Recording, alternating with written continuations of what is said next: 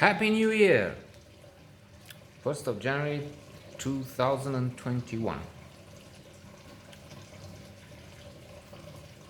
First year post pandemic, or the end. This is the end, as in the Seth Rogen movie, James Franco. When you type the county into the International Movie Database, they suggest the Bridges of Madison County and other films before getting to the film which really has this name. That would suggest a certain obscurity. I mean, are you really looking for the county, or? But on the other hand, there are 15, 20 critics that have chronicles connected to the site, to the IMDb site. So it made some splash. It is quite interesting. A strange comedy for, I would say, for southern Mediterranean types. Used maybe more with gestures, with the Italian manner. They say they talk with the hands, and if you don't let them use the hands, then there's no conversation. So in contrast with that, we have the Icelandic type of humor, which is really dark. In fact, I was thinking, where is it? No, you can see it. A lot of it, no, as much as it is, it is quite evident, and it's also used in the promos. This is on the Cinemax program, and they give you scenes from this and other movies. Okay, in other words, a sort of combined hey trailer. They take from the trailers of the movies they intend to have you see, and they just give you highlights from those trailers. So in January, you can see the county, you can see The Farewell, that film which had such a success, Golden Globes for the Awkwafina actress. And that's a film where I didn't get the humor, the value. But anyway, I'm, as usual, going far from the subject. As in that joke we had here. What? Who's Mitsa? Where was the subject? So I was saying, yes, that's where I departed. That some of the humor is obvious. She's throwing in this highlight from movies. She's throwing manure on the Mercedes, the SUV, expensive Mercedes of one of the big shots from the cooperative. Another time she's so pissed off, she takes the milk. That was a waste. That's not a joke. That's not humorous. That's anti climate change. That retrograde. That's barbaric. But still, she takes the milk reservoir, which they move along with the tractor, and she takes it to the cooperative, and she's spraying milk over the windows, and then she gets arrested. So, in other words, the main topic, the main theme of the movie is quite familiar, in that we have corruption here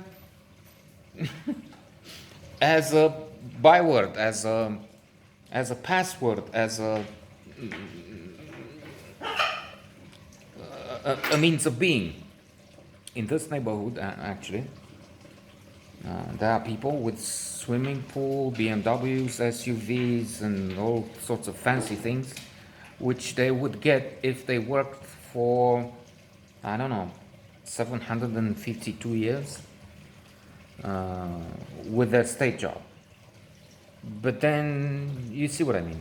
They still get them because they worked in positions with the government which allowed them to abuse and demand money for various things. So that's one thing. We have that. We know that. However, to see this in the Nordics, because we as far as I know, The Economist and surely other publications and media and science research outfits place Iceland along with the classic Nordics, Denmark, Norway, so on. So to see this in Iceland, that's strange, and indeed, at times it seems funny in that those of us from really corrupt countries ask, I mean, you call this corruption? Because they ask you to buy fertilizer from the cooperative, which indeed, as the people there emphasize, look, you belong to this cooperative, Inga. Wait, pleca de acolo. He can eat something dangerous, this guy here behind. So okay. Inga the heroine, the widow, is fighting back because indeed this cooperative, this association of farmers, has gone beyond its original means, and it's not controlled by the farmers anymore, but they have some leaders, some people who, in the name of abstract good intentions, but then Shakespeare, hell is paid with good intentions, they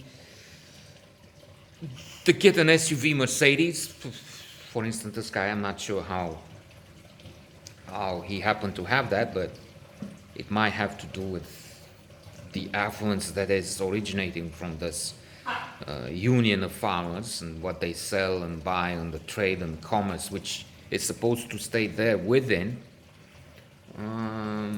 So some benefit and others not. And yes, it makes sense. But I'm just saying that at times it seems it seems rather small and petty when compared with what they do in other places, like here. Because they don't give us the figures. But I don't know, maybe they asked 3 penny more for the ton of fertilizer, for instance. That's an issue. Why buy from you when I can buy from Reykjavik with less? We're not told less. I mean, this is anyway beyond the point. The film is interesting, exotic for, I mean, depending on where you are. For those who live, let's say, in Trump's world, that's not. I mean, they're in for big bucks. I mean, this is for the big crooks. This is nothing. This is peanuts, and worse than peanuts. But otherwise, the film is interesting. Outre.